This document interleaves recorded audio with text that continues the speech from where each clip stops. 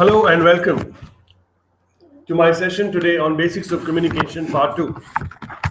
Why do I call it Part 2? Part 2 I call it because Part 1 was taken up in the previous session, and I request all of you who have missed it to please go to the Part 1 and recollect as to what we have done. So welcome to my session today.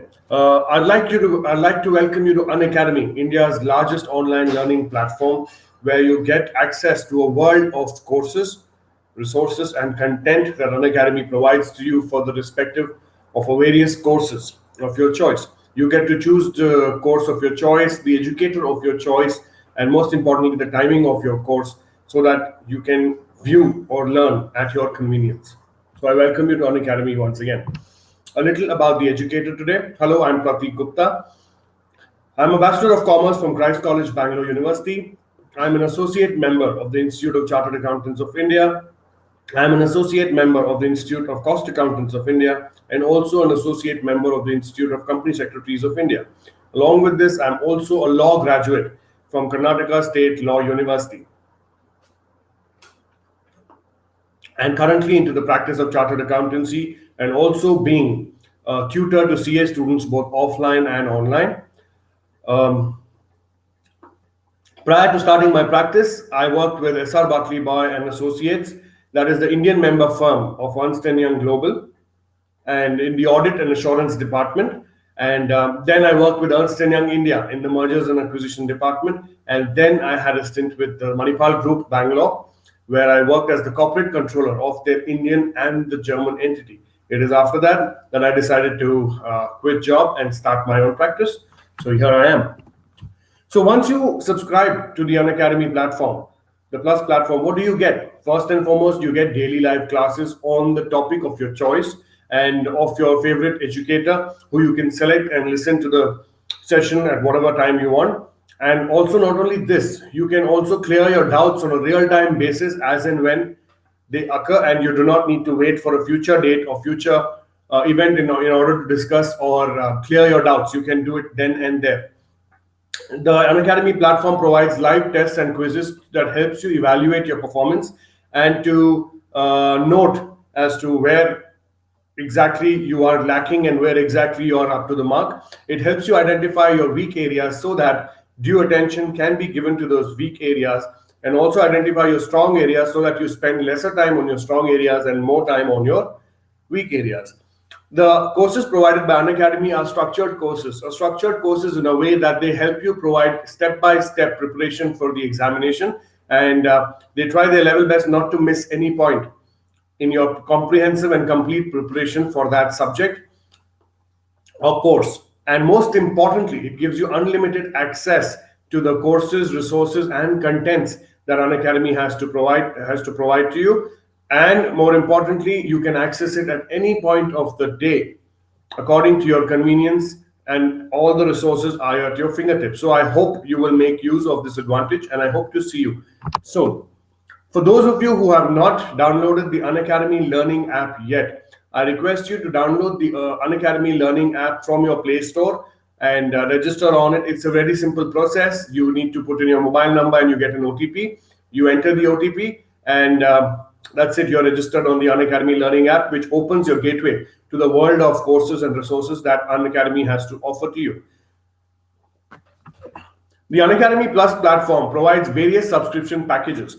I am part of the CA Foundation and Intermediate course. So the subscription packages for the CA Foundation and Intermediate courses are provided as follows. The Unacademy provides you courses for 1 year, 3 months, 6 months, 12 months, and 24 months. The rates of those subscription prices are in front of you on your screen. So I request you to kindly go through it. And when you make a choice of the subscription that you want to make, please do not forget to use the code Prathik, Prathik, to get a discount of 10% on your subscription price. I repeat, Prathik. Use this code at the time of making the subscription, and you get a discount of 10% on your subscription price. So I look forward to seeing you all as a part of Unacademy soon. Now, what did we do in part 1? A quick recap. We spoke about the basics of communication, as to why communication is important, and I also told you that I personally can relate and connect with this topic because Communication is important in every aspect, and right from the moment you get up to the moment you go to sleep in a day, you communicate continuously, whether it is knowingly or unknowingly. Right from the time you are born till the time a person dies, the person communicates. When a child is born, the only way of communication that the child knows is to cry or smile.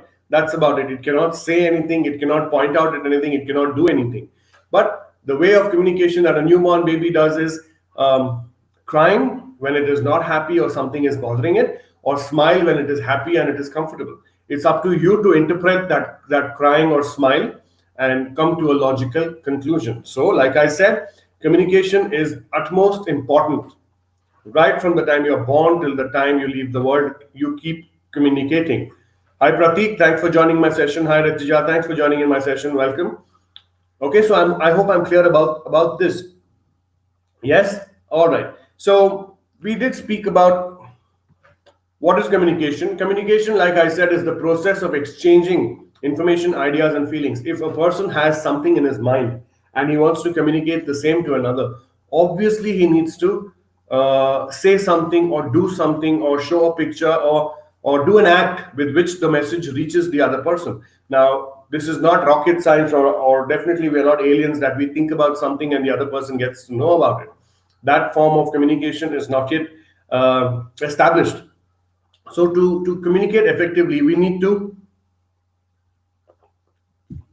Hi Kunal, welcome to the session. Thank you. So we need to communicate.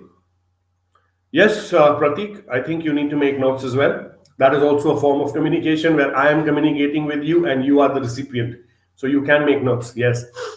Communication is the process of exchanging information, ideas through feelings and emotions through speech, signals, writing, or behavior. In communication process, a sender, that is me in this case, encodes a message and then using a medium, which is the Unacademy platform, sends it to the receiver, which is you, who decodes the message and after processing information sends back appropriate feedback reply using the same medium or channel. So again, if yes, that's a thumbs up. So that is a feedback. That means my message has clearly reached Pratik. So the whole objective of this communication is completed. Thanks, Pratik, for that feedback. And that ends the communication process, by the way.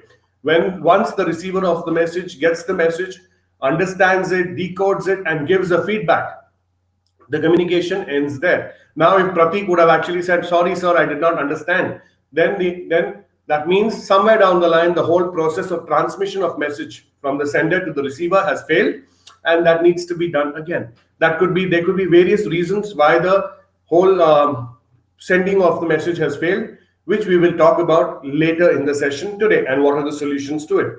Okay, thanks Pratik for that thumbs up. All right. Okay, the main steps inherent in all communication. I will be a little faster because this we have covered in part one. I'm trying to recollect or recap what we've done so that we are in the flow.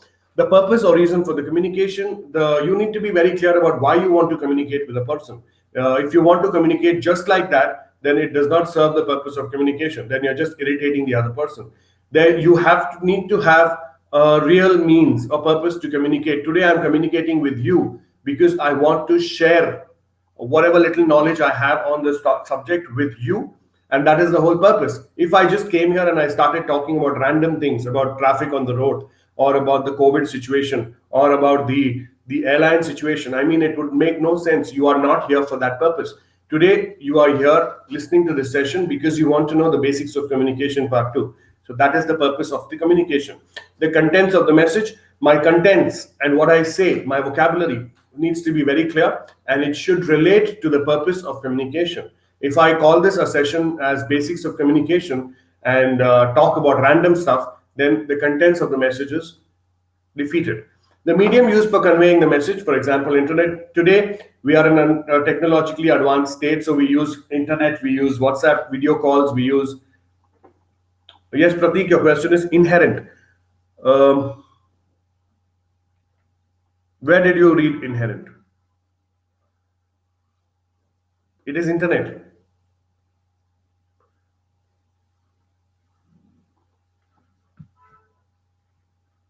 I will explain the meaning of inherent to you, but where did you read the inherent on the slide?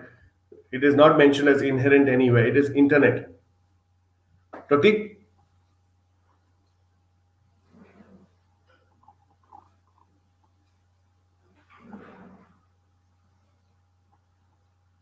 The main step of inherent.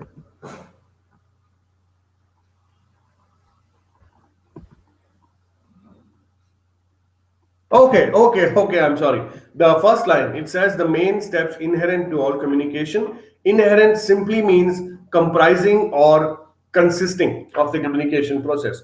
Inherent means something that is visibly present in something. For example, now a person, a child born to a man and woman will have inherent qualities of the mother or the father. Either he may look like his mother and speak like his father, or his nose might be like his mother, his ears might be like his father. So those are all inherent qualities or characteristics that a child possesses right from their parents.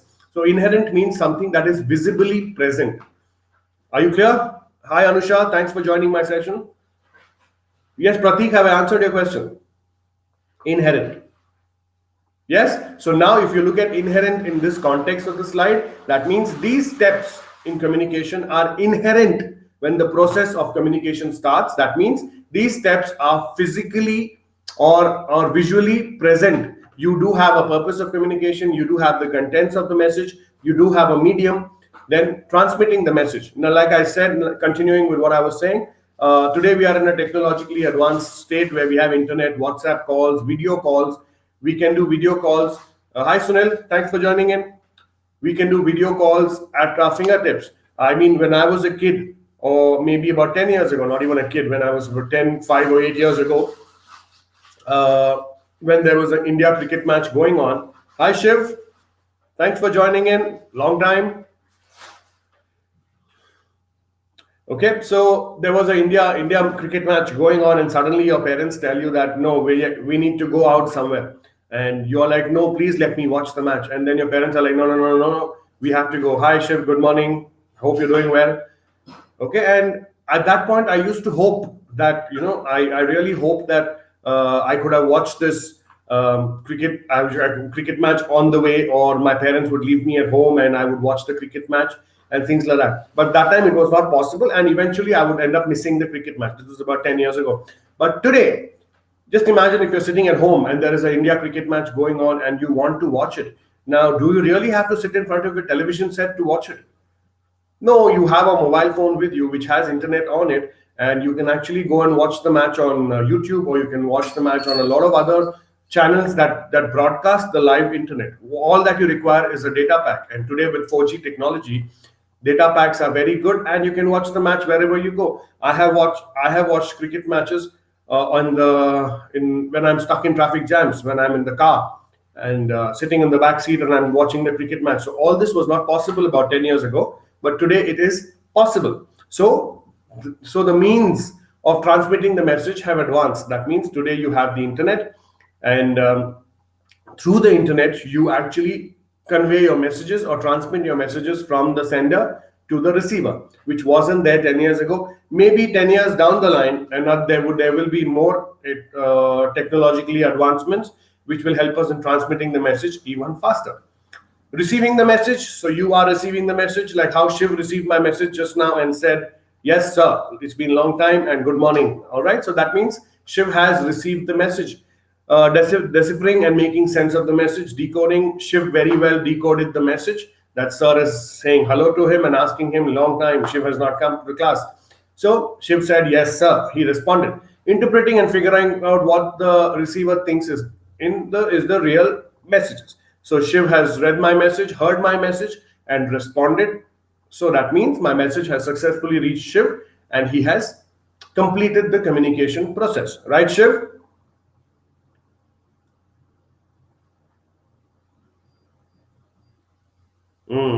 He's taking, oh yes, see, again the message has reached him and he has given his feedback saying, yes sir, communication process successfully completed. Thanks Shiv. Okay, so now quickly take about 30 seconds, go through this diagram of process of communication. There is a sender who sends the message. The message is sent through a channel that is currently the Unacademy platform. Then there is a receiver that is currently you. You guys, then you all have read my message or heard my message, and you give me a feedback through the same channel or through a different channel. See, it's not necessary that you need to give me a feedback right here. If you give me a feedback right here, it is convenient, it is good. But at times, what if I ask you a question here and you email me the answer, or you WhatsApp me the answer? In that case, you're using a different channel, but still I'm getting your feedback. So the communication process is complete. Okay, so take about 30 seconds, go through this slide, and we will continue.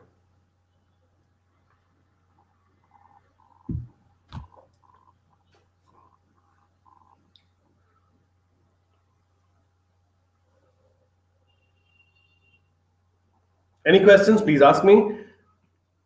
I will be a little faster because we are recapping. Now, like I said, there are various types of communication. Communication need not be confined to one means of communication. You can have whatever mode of communication that suits you.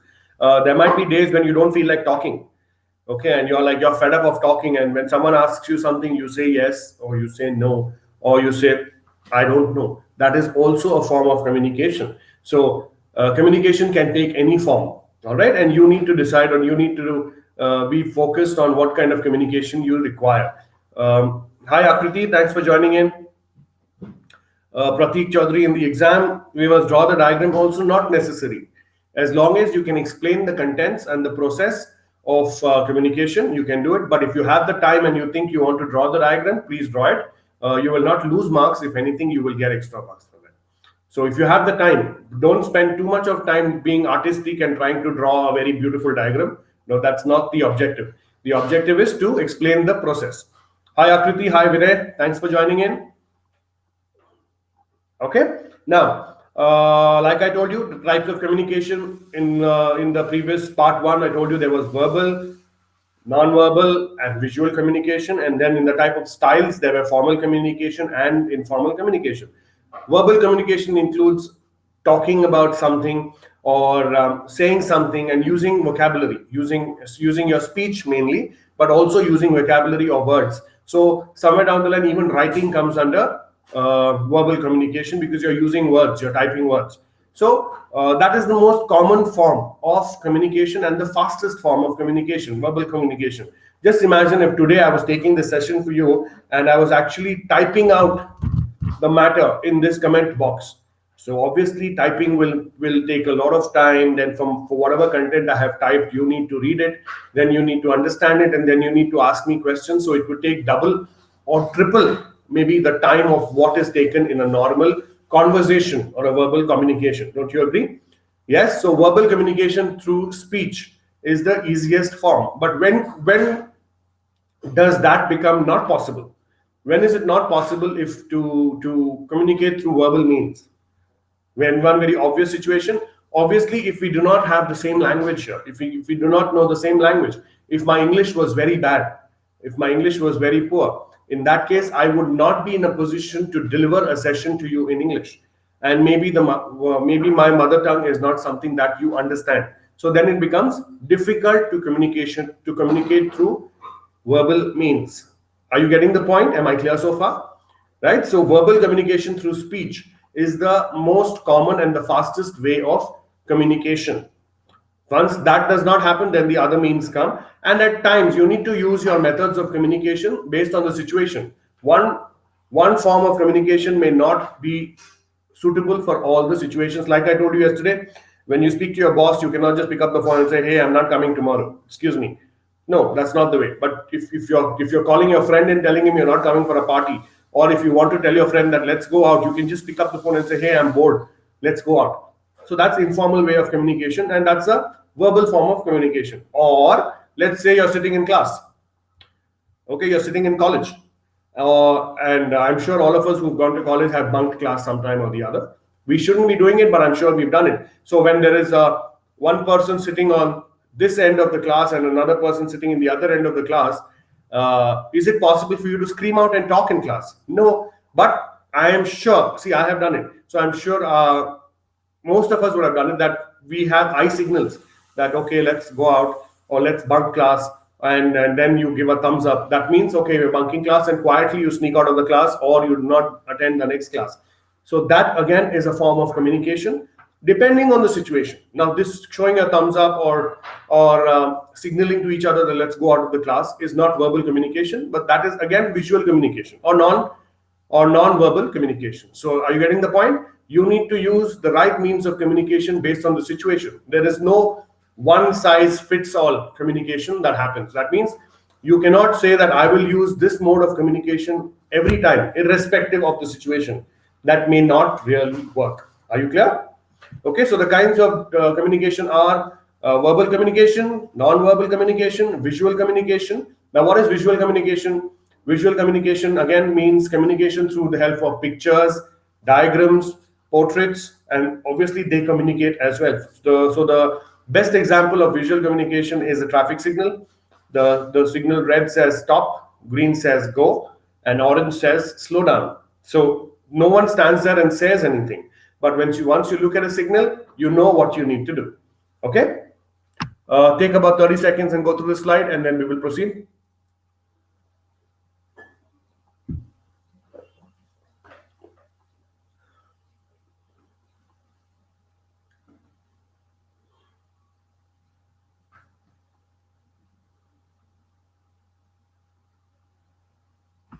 Okay, like I said, the broad categories of communication are verbal, non-verbal, visual, formal, and informal. I've spoken or recapped about verbal, non-verbal, visual. Let's talk about formal and informal. Formal communication is when it is a formal environment. When you're talking to someone who's older to you, who's senior to you, like your boss, or you're talking to your parents, like you're talking to your father, or you are talking to someone who is much more experienced, senior, and knowledgeable to you, then in that case, obviously, you will use a very formal kind of communication. And also someone who you do not know too well, you just happen to know him or this thing, and then you will use a formal kind of communication. Let's say if today you meet one of the biggest business tycoons in India, I will not name anyone, but let's assume you go and meet someone. Now, as you meet them, you cannot go and say, hey buddy, what's up? I mean, I've seen you in the papers and news, what's up, how's life going on? Ideally, you will not do that. Okay, so you'll have to be a little formal with that person and say, hello, Mr. So-and-so. Thank you, sir, for meeting me. And I have been following you on the newspaper and this thing, and you're an inspiration. That is, if that other person is an inspiration, you say that. Otherwise, you need to greet him in a very formal way. Similarly, you cannot talk to your boss in a casual way. You need to be courteous and respectful when you talk to your boss. You might tend to be a little bit more casual with your mother most of the times. I mean, especially kids, but when we talk to a father, that time we do get a little serious, or we do get a little formal. You cannot talk to your father as freely as maybe you talk to your mother. So you need to choose or need to be formal depending on the situation. And informal is again people of your same age group, people of your batch, your classmates, your childhood friends, your college mates. Or right now on the comment box, if all of you talk to each other, that will be a very informal way of talking, rather than when you talk to me, because I am the one here giving out the session. So ideally, you will not talk to me in a very informal way, and it will be formal. But when you talk to people among yourselves, it will be a very informal kind of a thing. And similarly, when I'm talking to you right now, this is a very formal interaction.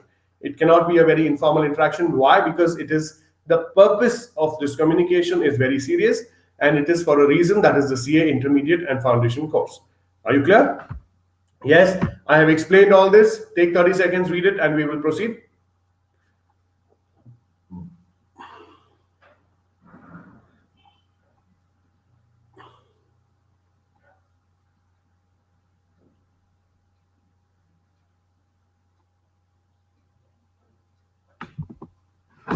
This is about oral communication, verbal communication. We have spoken about this. We have spoken about this in the previous session, and today also have recapped. That is the reason I'm not explaining it to you. Quickly go through this.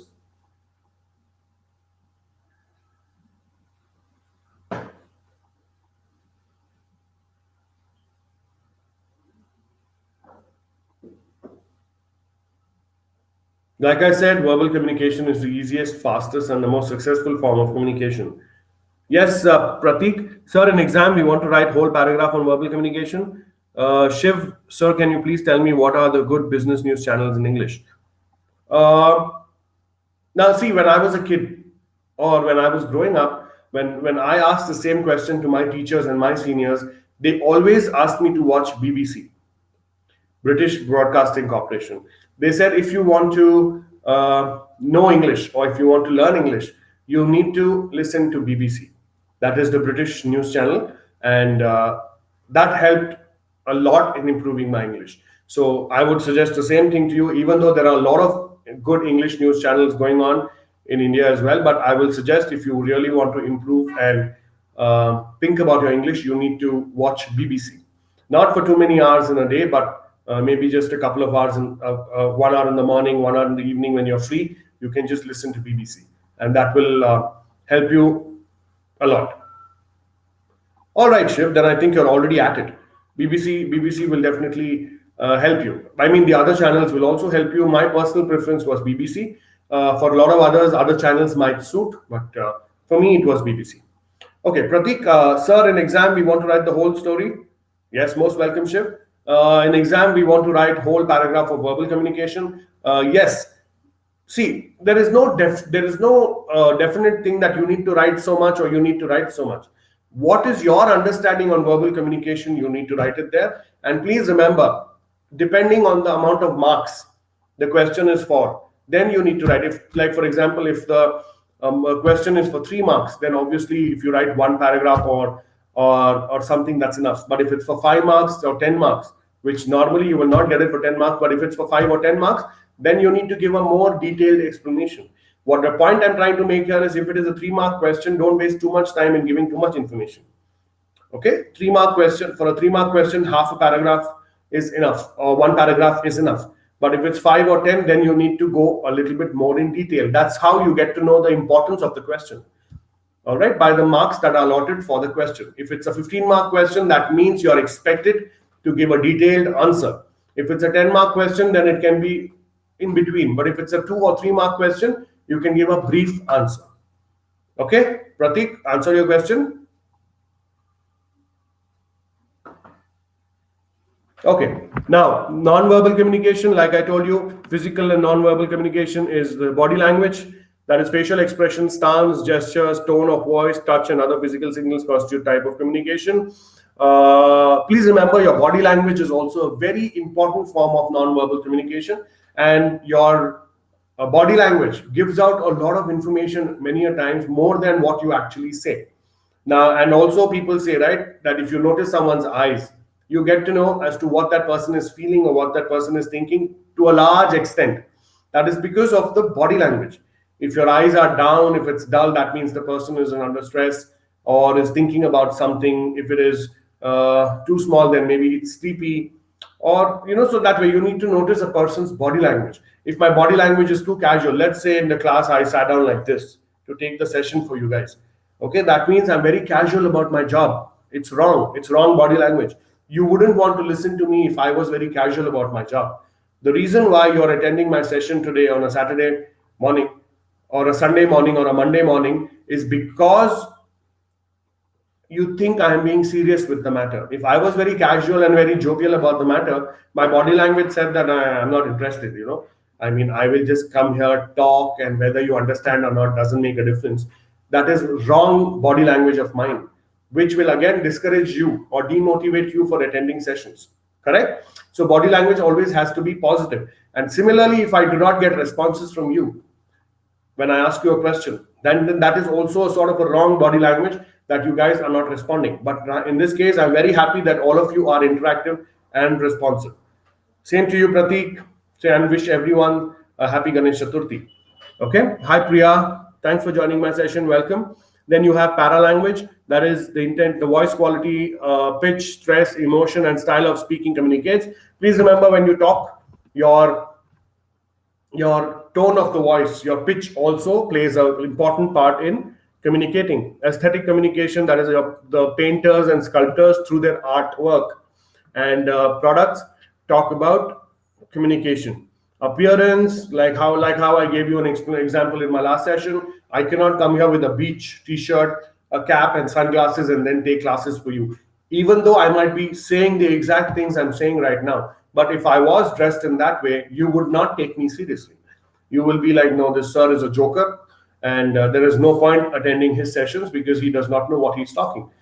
Just because of my appearance, that judgment may be made that this sir does not know what he's talking. All right. So it's very important to dress up rightly for the right situation. And symbols, if you have religious symbols, status, or ego building symbols, then those symbols also communicate a lot.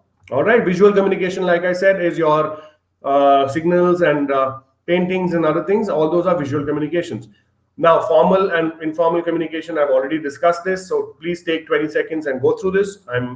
I will not be discussing this again today. Just go through the slide and then we will proceed.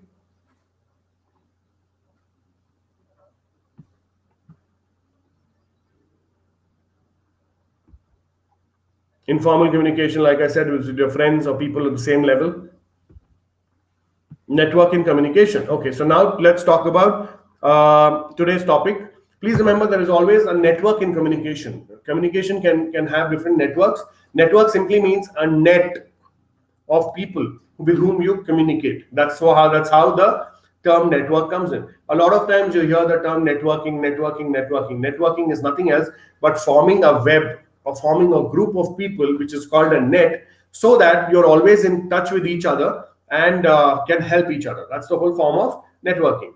A communication network refers to the method and pattern used by members of an organization to pass on information to other employees in an organization.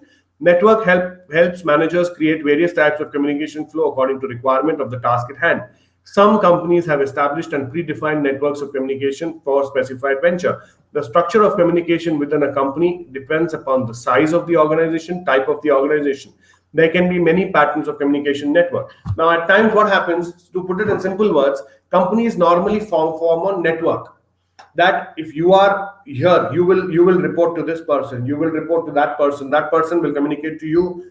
You are supposed to tell your grievances to this person, and you are supposed to give orders to this person. That's a network. Remember, you are in the center, and then there are so many things happening around. So that's a network. So a company has different kinds of networks, which we will discuss further. Now, first one, the most common networks followed in organizations are as follows.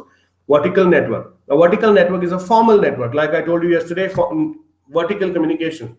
When a subordinate is talking to the boss, he needs to be formal. When the boss is talking to the subordinate, again, the boss needs to be formal. Boss cannot be informal. The boss also has to be formal. So there is a network between the subordinate and the bosses. It is usually between a higher ranking employee and a subordinate. In this two-way communication, immediate feedback is possible. So in this network, what happens? Your boss tells you that if you have any grievance or any feedback or any problem, please always communicate with me, and I will try and give you a solution. So that network is created between the boss and the subordinate. So if the subordinate has any problem, he reports it to the boss, and if the boss has any problem with the subordinate, the boss reports it to the subordinate and no one else. So there it is a vertical form of communication, or it's a vertical network. Any questions? Please ask me. Then we have a circuit network. When two persons communicate with each other, sending messages and feedback, they form a communication circuit. Therefore, it is known as a circuit network. The two people interacting can be colleagues placed at the same hierarchical level in the organization. Now the first vertical one was between the boss and the subordinate. Now, what is a circuit network? Circuit network is a network between the horizontal space in your company. That means two people in the same level. That means an admin manager and a procurement manager. They both are managers at the same level. They can send messages to each other and get a feedback. And then there is a network created between both of them.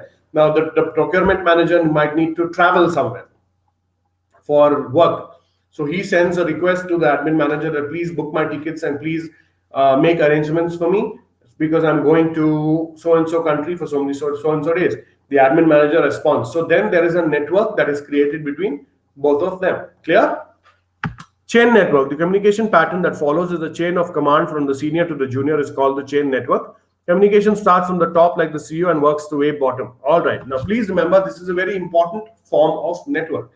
Now, if there is a CEO of the company, you know what a CEO is, right? Chief Executive Officer. He's like one of the senior most guys in the company. And let's say there is another person who is who works in the factory of the company doing laborious work. He's a skilled labor. So many a times what happens, the CEO does not communicate directly with the skilled labor in the factory. Not because of any reason, but because the CEO's job is to look at the strategy of the company and not look at the day-to-day affairs of the company as to in the factory what is going on, whether there is a breakdown, whether there is a problem. So that is not the job of a CEO. So what the CEO does, the CEO calls his entire team. He calls the hi Sartaj, thanks for joining in. So the CEO calls his production manager, he calls his procurement manager, he calls his HR manager, he calls his IT manager, he calls all these managers and asks them if there is any problem or if everything is okay. So the managers say, yes, sir, everything is okay. Hello, Sartaj. All right, and then the CEO says, okay, listen, this month we've just got a new order. We've got a production order for 50,000 motorcycles. So please, he tells the production manager, please make sure that the production happens. And he also informs the procurement manager that please, production and procurement work together and please complete this order in a month's time.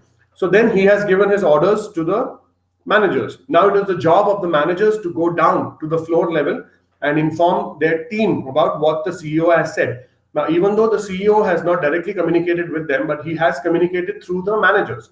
So then the communication goes from CEO to managers, managers to the team. Okay, and then teams, it might go to the vendors or anyone else. So that is a form of a chain network where information is passed on below, top to bottom, or it could also be bottom to top. If there is a problem, or let's say the employees of the factory go on a strike, in that case, the information is communicated to the production manager, then the production manager goes and takes that information to the CEO. So a chain network is when it flows from one link to another. Are you clear? Okay, wheel and spoke network. Now, like the name says, a wheel and spoke network, it means you are in the center. It is a form of a communication network where you are in the center and everything else is around you. Just imagine you being in the center of something and you are connected with a lot of ropes which different people are having. So that is a form of a wheel and spoke network. And normally, where is it present? It is present in proprietorship concerns or highly centralized concerns where there is one person or two people who make the decisions. And they need to know everything. They need to know about the production. They need to know, hi Kalpana, thanks for joining in. Welcome. They need to know about the production. They need to know about the operations. They need to know about the HR. They need to know everything. So those main people are in the center. And then they are connected through various ropes. So just imagine the center guy, and then there is 1, 2, 3, 4, 5, 6, 7 connections. That means a wheel and spoke network where one person centrally is connected to everyone and he individually gives orders or instructions to everyone and they in turn give their feedback to him. This is the opposite of chain network. Are you clear? Then we have a star network. Star network is nothing else but contrary to a wheel and spoke network where there are various links in the organization with different connections and they communicate differently. It is not one centralized person, but every team has a head and they communicate with them. Take about 30 seconds, read this slide, and we will proceed. Is everyone able to follow what I'm saying?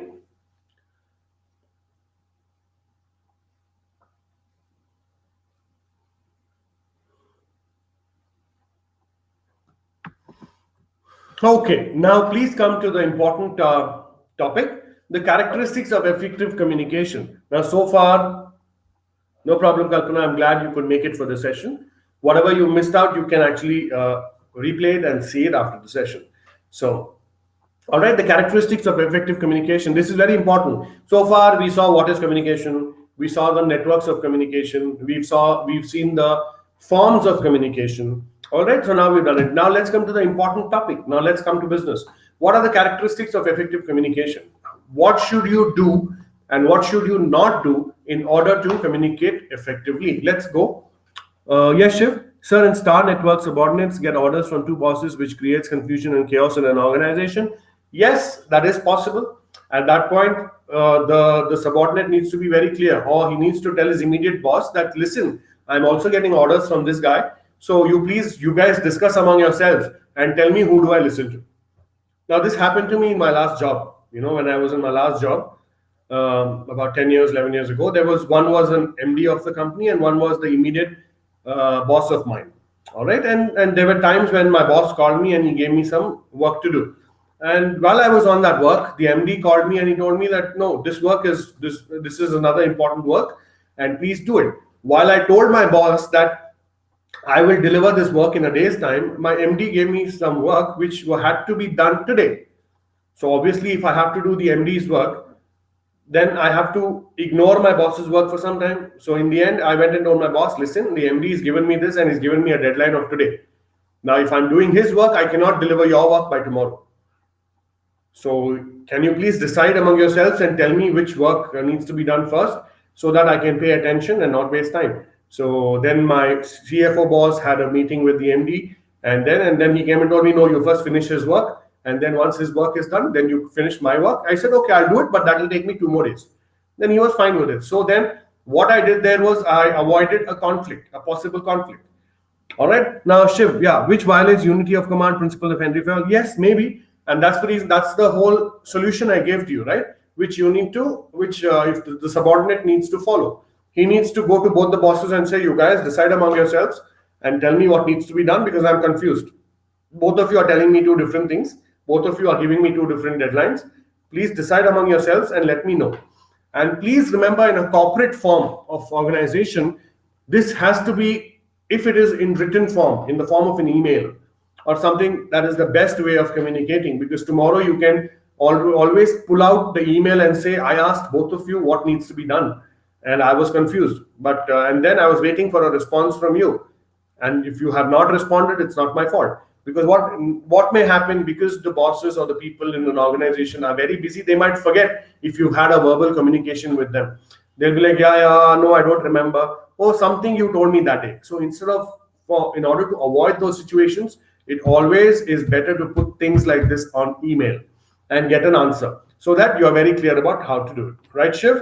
I hope I answered your question. Okay. Now we go to the characteristics of effective communication. First one, it should be clear.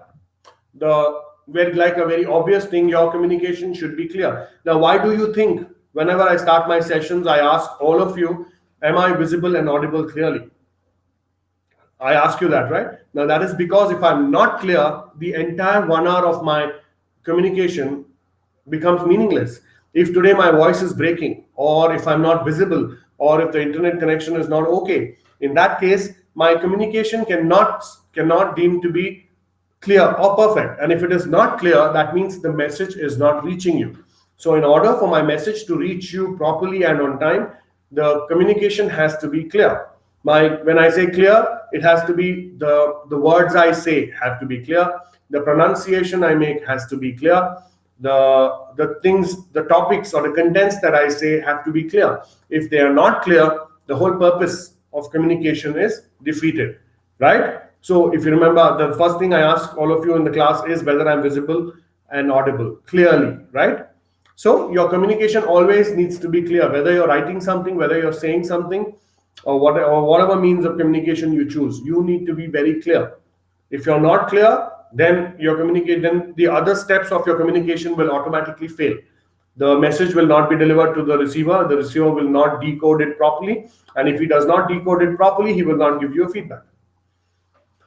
Concise brevity is the essence of business communication. No one has the time to read long drawn and essays. Besides, the core content is lost in elaborate details. Avoid using too many irrelevant words or adjectives. Now, concise means to the point. Please remember, your communication has to be to the point. This is what I personally believe as well. There are a lot of people who like to write lengthy letters. You make them write letters, even if they have to write a letter for a leave application, they will write a 6-page letter saying that tomorrow at 6 o'clock I need to go here, 7 o'clock I need to take my wife there, 10 o'clock I need to take my child to school, 4 o'clock I need to pick up my child from school, then at 4:30 there is a parent-teacher meeting.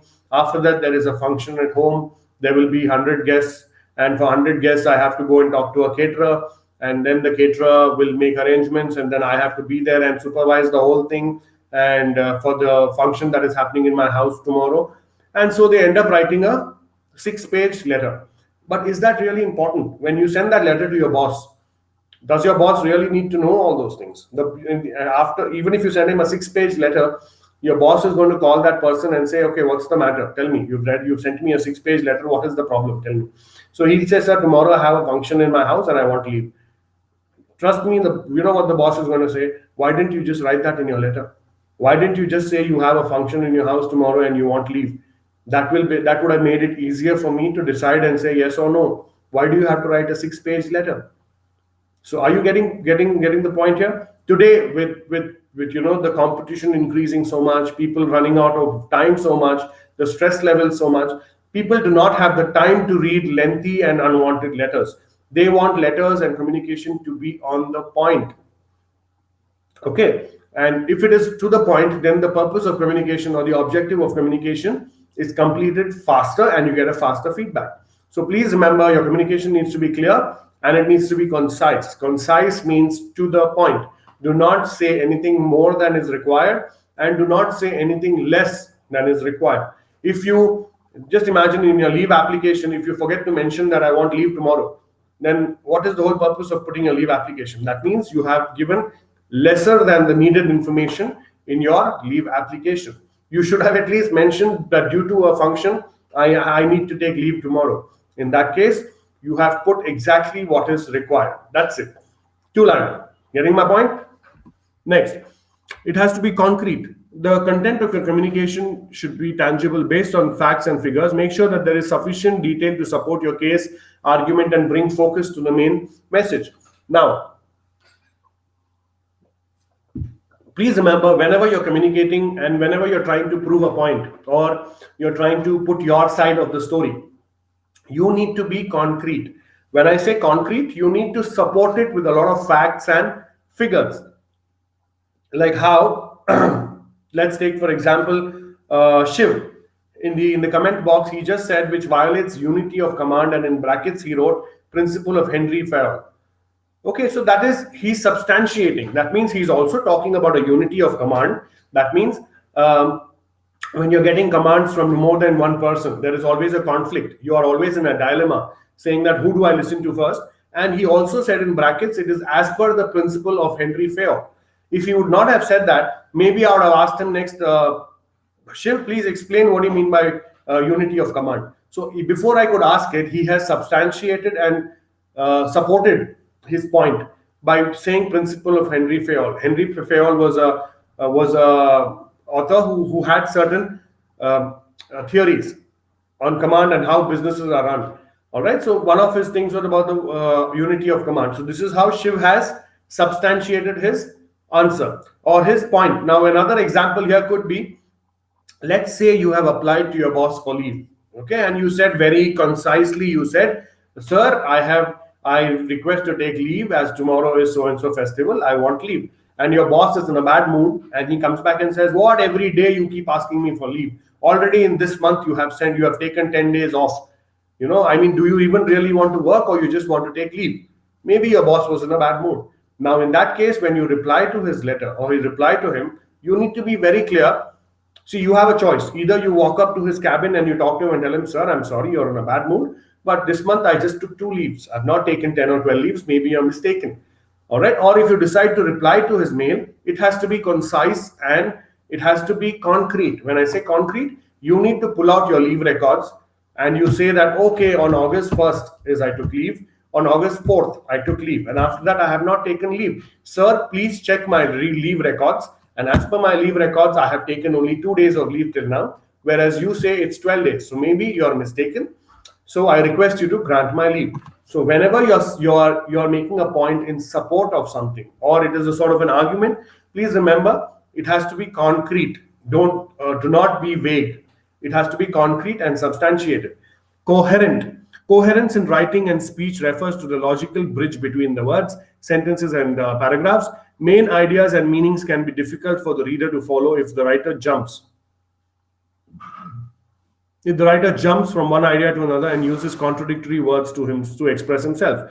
The key to coherence is sequentially organized and logically presented information which is easily understood.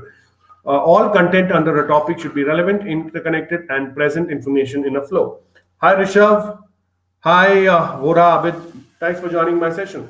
All right. So please remember, anytime when you make communication, everything has to be related. Today I'm talking to you about the basics of communication. So basics of communication, in this session, I need to talk about communication and things connected with communication.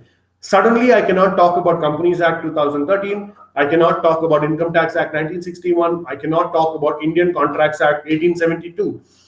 Even though those are topics, even though those topics have been covered with me, even though those sessions are in the archive, but today my communication with you is on basics of communication, and I need to relate my lecture and my sessions and my topics on that, and it has to be connected. We are talking about the essential elements of communication, so I need to talk to you about the essential elements of communication. Suddenly I cannot go to you to a case law. Suddenly I cannot go to you to a news that is happening.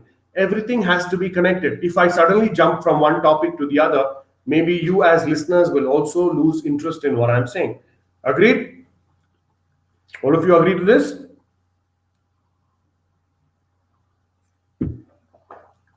Everyone able to follow what I'm saying? Okay, now the next point is complete. A complete communication conveys all the facts and information required by the recipient. A complete communication helps in building the company's reputation, aids in better decision making, and all relevant and required information is available by the receiver. Let's say today you are the MD of a company, okay, and you have asked all your managers and all the CEOs, CFOs, and this thing for information about their respective departments, and all of them gave you the information. So you are in a meeting with them, a proper detailed meeting, okay, a serious meeting is happening, but somewhere your HR manager is not there, or the HR manager has not given you the report. And then the whole meeting goes on that this is the production, that is the production, we've got this new order, and things like that. And so your MD says, and you as an MD say, oh yes, we've got a new project, we've got a new order, so we need to take care, increase our procurement, we need to increase people, we need to increase technology and all that, we need funds and all that to fulfill this order. Everything was going on well. The meeting got over and everything, and in the end, your HR manager opens the mouth and says, oh sir, I'm sorry, I forgot to tell you that the employees or the workers are on strike, sir. They are asking for double the salary. So right now the factory is closed and there is no one working in the factory. Now, is that complete information? When the whole meeting was going on, when this thing, was that information brought in there? Did the information help the MD in decision making? What is the point of giving this information after the whole day of the meeting is gone, when you've decided on your action plan and course of action, and towards the end, you get an information saying your employees are on strike? So that means there was no complete information given to the management for decision making. The management was working on incomplete or partial information, and when the MD got to know about the employees on strike, obviously he was shocked. The whole meeting, what he had done so far, was wasted. Now the whole priority and the importance will go on how to get the employees back to the work. Can you pay them double the salary overnight? Maybe not. It may be a difficult task for the company to pay, so they have to reach a settlement. So then that becomes the next action plan. Are you clear? Was the example good enough? Okay, courteous. Courteous implies that the sender is polite, considerate, respectful, open, and honest with the receiver. Make sure that nothing offensive or hidden negative tone is included.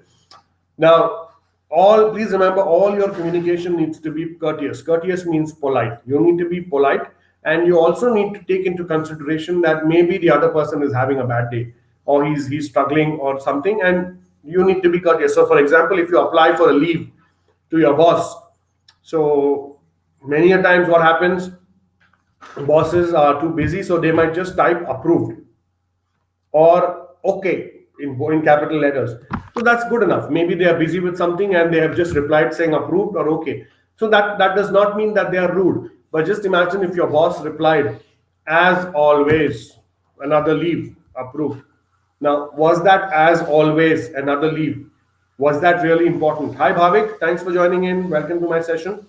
Was that sentence actually required? As always, another leave, approved. It simply means that that person is frustrated and irritated and thinks that you are taking, hi, hello Bhavik, that you're taking too many leaves.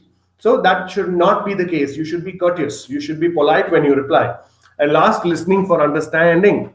Now, this is a very important topic, and this is something I also believe in. Now, when you listen to someone, when two people are talking, or more than two people in a group, you are talking. Obviously, people will have a lot of opinions. Everyone has an opinion. How many ever people are there? That many opinions will be there.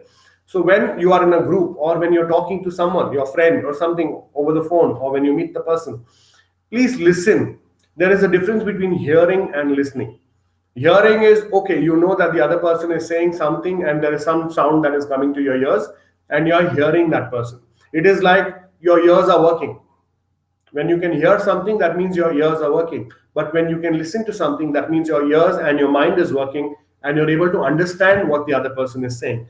That is the difference between hearing and listening. So we should always listen to communication and not hear communication.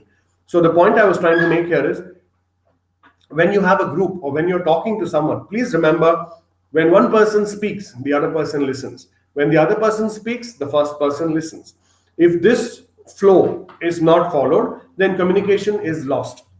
Okay, because if both the people start talking, then who is listening?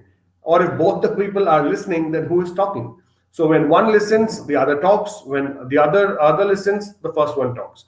This way is effective communication. So again, coming back to the point quickly, when you are with a friend or when you are in a group, and when the other person is saying something, listen to that topic, or listen to what that person is saying carefully. You will get your chance to speak.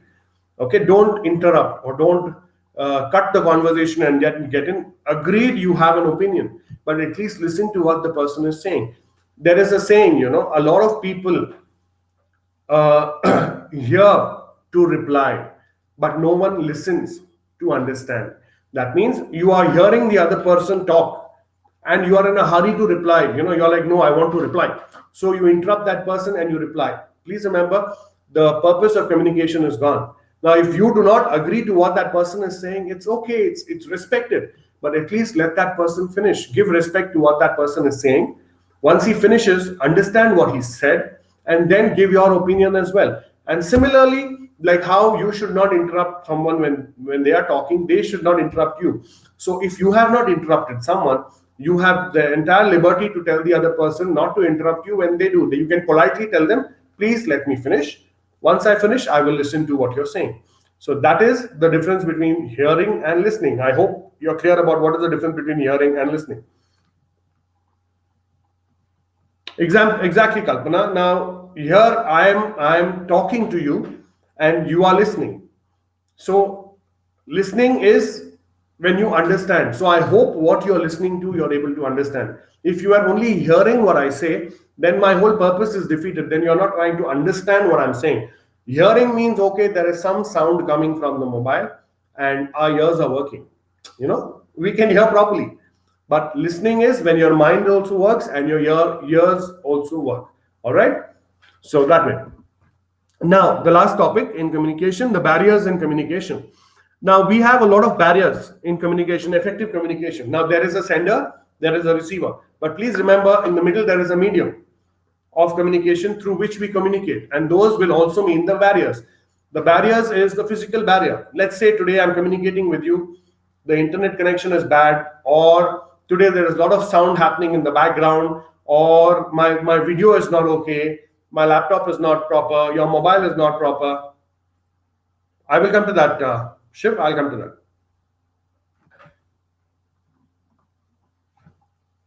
Where is it?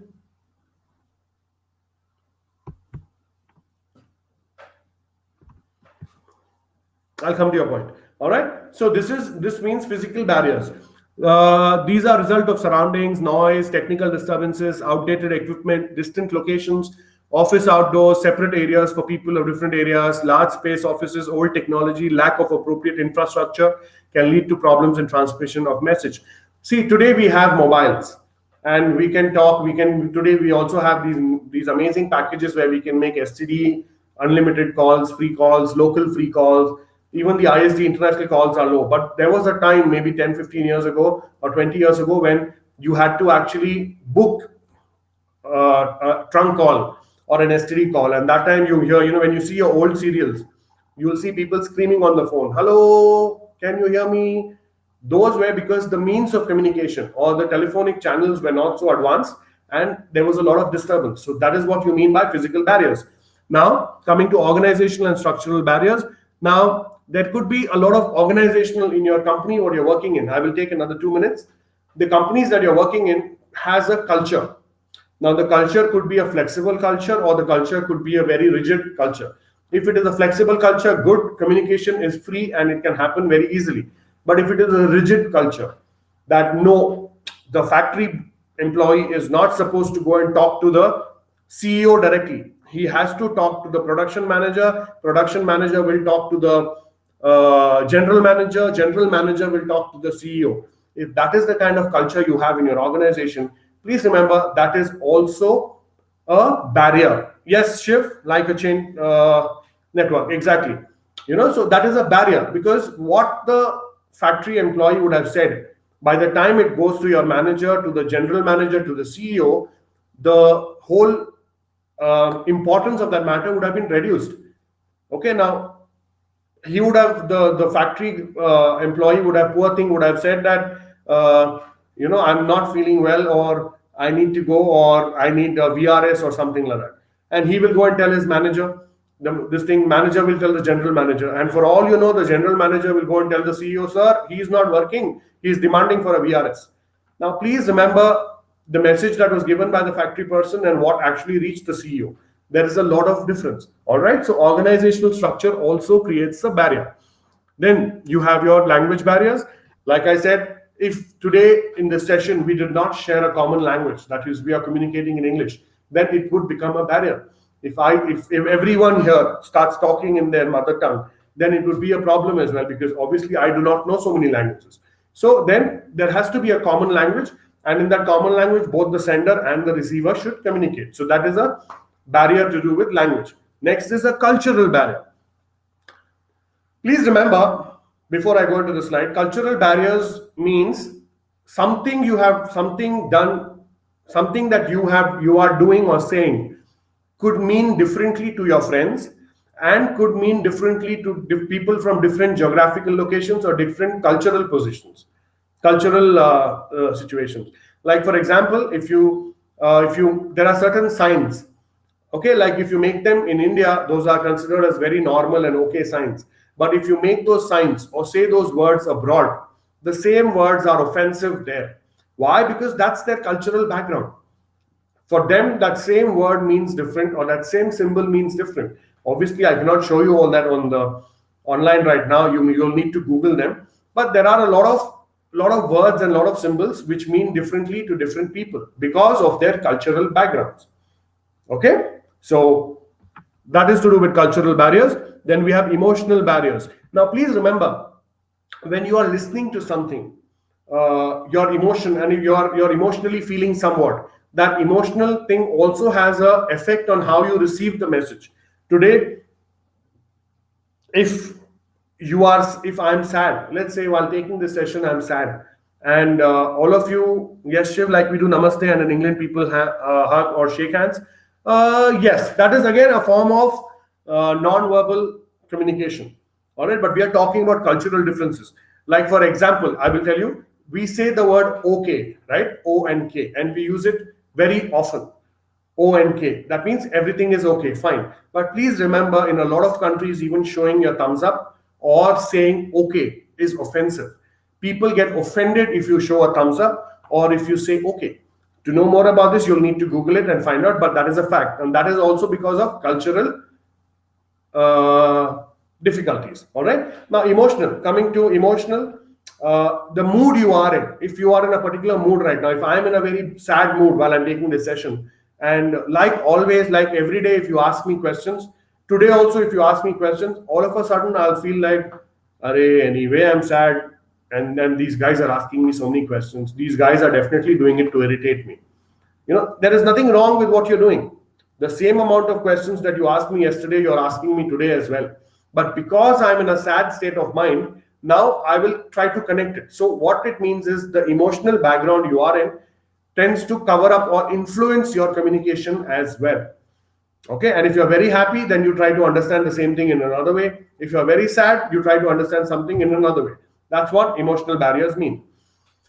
Attitude barriers. Now, again, a lot of attitude is also involved. Like a person might be irritated, a person might be an introvert, a person might be an extrovert, a person might be a shy person. So obviously, a shy person might respond differently. If you ask a shy person initially, if you ask him any question, he will just reply in yes or no or okay or nod his head. He will not talk to you very openly. But at the same time, if it's outgoing or an extrovert kind of a person, he'll say yes, no problem. And this thing, if you ask him a question on yes and no, he'll give you a big lecture that if it is no, why it is a no, if it is a yes, why it is a yes. So your attitude barriers also create problems in communication. You should have the right attitude for communication. And the way I look at it, your attitude should always be in terms of receiving input. The more you input, the more you understand. So when you communicate, you should always listen, understand, digest it, and then give an answer. Please do not be in a hurry to answer. Do not answer impulsively. Think about it for 30 seconds and answer. And then we have a perception barriers. What do you mean by perception barriers? Perception barriers is perceiving things differently. Now, today if I ask you a question, is this okay? And you just say okay. Or you can say okay, sir. Or you can put a thumbs up. Now, all three are fine. You are responding and you're responding positively. But if my perception is different, if I want to think negatively, I will think, okay, the person who said, okay, sir, is good. He's a good boy. He's sitting there. The person who said, okay, is lazy. And the person who's put a thumbs up is just lying down on his bed and he's lazily answering. That might not be the case. Hi, Shreya. Thanks for joining in. Welcome to my session. It might not be so. But my perception is that the person who's showing a thumbs up is lying down and very lazily showing me a thumbs up, whereas the person who's saying, okay, sir, is good. So that's my perception. Whether you're saying, okay, sir, whether you're saying okay, or whether you're showing a thumbs up, that is perfectly fine. All right. So perception also makes a lot of difference and creates misunderstandings and miscommunications. So perceptions also should be always kept neutral, especially when I can't see you. Just imagine if we were sitting in an open classroom and taking the session, then there would be no question of a perception because I can see you. But today I cannot see you. You can see me, but I cannot see you. All right. Then we have physiological barriers, ill health, poor eyesight, hearing difficulties, or any other physiological problem. Now, these are genuine problems. If, let's say, if I'm taking the session for you and I cannot speak, or I cannot see, then that becomes a barrier for me, right? I will not be able to see your questions. I will not be able to see your thumbs up. I will not get a feedback.